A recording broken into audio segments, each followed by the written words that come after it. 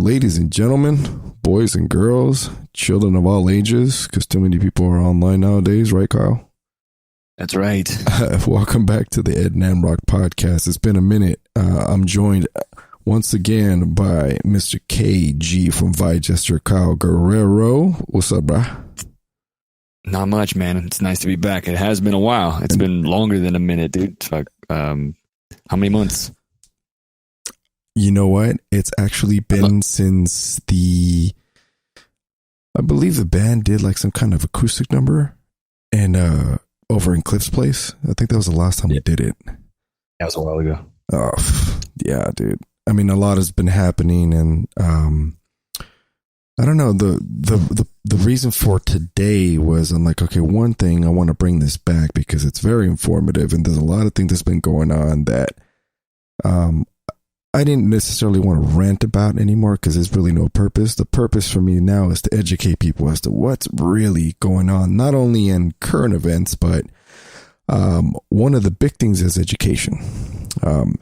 As you know, I will now no longer work at this institution, which will not be named, as of Thursday, I was told today. So, that sucks, man. But I was really sorry to hear about. I know it was something that you had known for a long time, so it's not like abrupt, but it's still extremely unfortunate for everybody who's involved with that, facility and school system. Exactly. And, you and I pretty much talk about different things, but I really wanted to get your retrospect on education in general, because you being also an instructor and everything, you'll probably but before we get into that, let's let the public know about. No, but I mean, that makes sense, because I was wondering, I was like, what is this going to be about? And you're like, I got to ask you some stuff. So I was like, okay, cool. Yeah. So because it's really relevant to what you do for a living as well, aside from being an artist and a musician.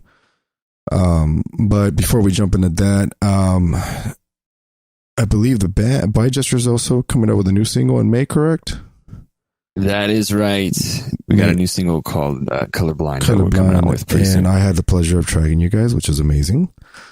So you know about it. Oh man, you're acting like you're not sure. Yeah, but maybe you're not sure about when it was coming out, when it was being released, but you definitely knew about it. As soon as I saw the flyer, I'm like, okay, well, there's a deadline set. This is good. All right, cool. Time to get rocking. So I'm pretty sure you like that. I made that last night. Oh, that's incredible right there.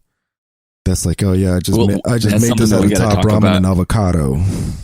Let's talk about that for a minute. You know what I did, dude? I was like colorblind. I was like, I didn't necessarily want to make this song specifically about, obviously, like a Michael Jackson black or white type of storyline, but this kind of the way that it went. The first thing I asked you when I asked you what the song was about, right? And when somebody hears that, you're like, okay, it's we're somewhat sort of like a political band. We're just mostly about like social awareness and stuff like that. So obviously that's the first thing that comes to mind. I was like, just fuck it. I'm just gonna go with it, So you saw the picture with the hands. There's a bunch of people with their hands in, and they're different, races. But the thing is they all have vitiligo, right? Oh, yes, so it's it's literally the Michael Jackson, or it's not his disease. He doesn't own it, but it's he was most famous for having it. It's a dermatology, dermatological, dermatological case. I don't even know what word you would use, but I mean, yes. So the image is everybody's hands, and I just figured that would, be kind of representative of like, we're all the same. The color doesn't matter, I didn't think that I was going to end up going that road, but it kind of worked out for the image, and I feel like right away from the get go, everybody kind of gets a vibe for the fact that we are a social aware band, socially aware band, right. Yeah. In which you guys are, because I've talked to pretty much every member present and past, and they've have somewhat of I'm not going to say a chip on their shoulder, but they've had some type of knowledge of not only political awareness, I guess you could say, but artistic awareness, which is important, which is also being lost, which we'll get into in a second. Cool. But that's one of the most admirable things I liked about the group, aside from you guys being a awesome bunch of guys, you guys have like we can start conversation any moment in time, whether it be mixed martial arts, whether it be the current campaign, presidential campaigns, which we'll rant off into later. But and of course music, art, and God, dude. But when you guys get into conspiracies, it is the most intriguing fucking thing I have ever fucking. I'm sitting there like, Cliff, oh my God, I'm sitting there just, with my hands in my face like a little boy, going, "Tell me more, like tell me more." But educate me. But yeah, man, that artwork is pretty gnarly. I didn't think you were gonna whip that one up that quick, man. That was pretty good.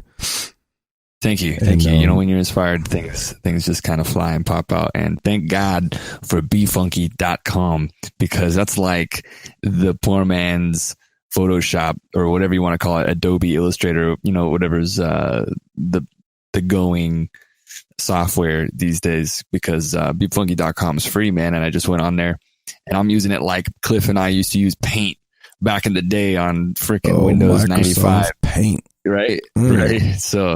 So we were masters of that. And that's the only way that we knew to do, graphic design or anything like that. Now these days it's BeFunky. You can do so much with that programming. Wow. It's like, it's really cool. Well, I remember, I think it was the last EP, Etches, and Ether.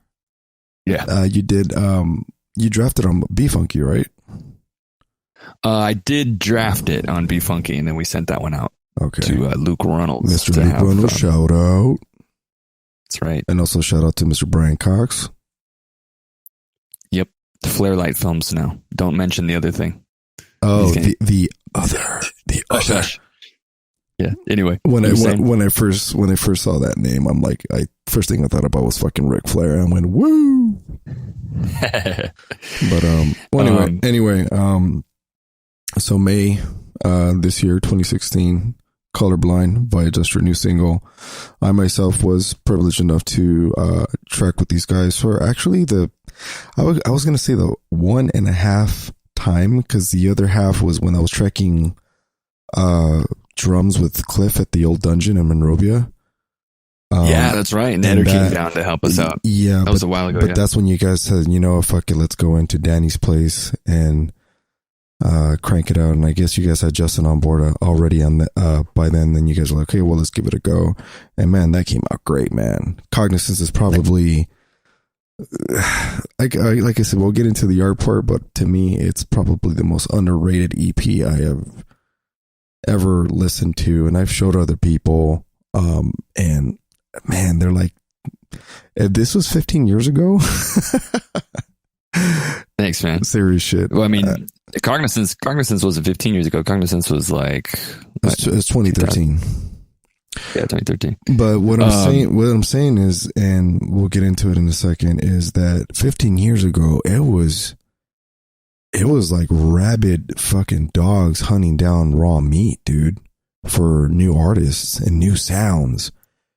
Yeah, I remember being for sure. I remember being a part of that scene when I was working over in Hollywood, and I saw the whole rap metal like trend kind of get really, really hot, and then just all of a sudden, just as soon as people they wanted to start singing in their songs, like actually vocalizing, that's when the interest started decreasing. And one of the leaders of that was fucking Limp Bizkit. I remember that. But a band that I loved, though, I will say with no shame, a band that I loved, but I didn't continue following them after. Was it Significant Other? Chocolate Starfish. No, Significant Other was good. Yeah, that was a great album. Yes. Yeah. But my favorite was, of course, the debut of the $3 bill. That's just, as soon as I heard that, I was like, holy shit. Yeah, I saw him perform on MTV, and Fred Durst, he's a great frontman, but it was Wes Borland's riffs, man, and John Otto's funky grooves, man. Holy shit. Yeah, I was like, what is this? That band was so sick, and I immediately went out and bought $3 Bill Y'all, and this was when they were pushing Faith as their single, the very first song. And honestly, when I listened to that album, That was a song that I always skipped because it was just, it was weird. It was like, it was cool. They had their own, unique version on that George Michael tune, but I mean, there was so much more originality happening on that album. It was really cool at the time. It's still fucking cool to me right now. I'll listen to it, if it just happens to pop up. Sometimes I feel like I'm, listening to some old music, working out or whatever, because that gets you hyped. If you were into it back then, it was unique at the time. They helped to spawn a lot of other bands that were just basically con artists, ripping off what Rage and Limp and Korn had established with the hip hop rock thing. Right, exactly. But yeah, for sure. I respect them a lot. Well, I mean, that's, God, man, that was just in a whole different era of like, it was like musical, I guess, assault is what I wanted to call it. I mean, that's the best way to describe it because the music was really fucking aggressive. Yeah, it was raw. It was raw too. And I mean, I think vocalists are pretty aggressive these days. In the hip hop genre, they can definitely speak out about things, and they're coming out with music so often that they can keep it real fresh. They're always giving specifics of whether they're, taking jabs at other artists in their genre or just, politicians or whoever, social things that are happening, exactly. Like yesterday, they'll put it in their song that's going to be out next week, so they're super up to date. But in the sense that we're talking about bands back then, it was more of an angst that like the whole culture felt. Exactly. I feel like, or at the time, things were a lot different back then. I don't know how or why, but a lot of the things have shifted to be more hip hop and pop orientated, and pop really has nothing to say. But in the hip hop genre, I think that there's a lot more of that aggression kind of still being heard. Yeah, what's also intriguing about the whole movement back then, I remember, I think it was MTV, they did, it was kind of like a little sizzle reel with everyone screaming and a whole bunch of different songs, right? In mid to late 90s. So it was kind of compiled, like they had fucking Courtney Love, they had Jacoby Shaddix and Papa Roach, they had Zach, they had Fred. It was just one scream after the other. I remember that shit and I recall it like daylight, dude. It was so crazy. And I'm like, then I see the Rolling Stone article then talking about why is this generation so angry, and that was like 15, 16 years ago. And then I fast forward to today and I'm like, fuck, man, like that's why I guess, I mean, I'm not musically hating on other genres, but the intent just kind of disappeared. But whatever, dude, this is a new generation of motherfuckers. But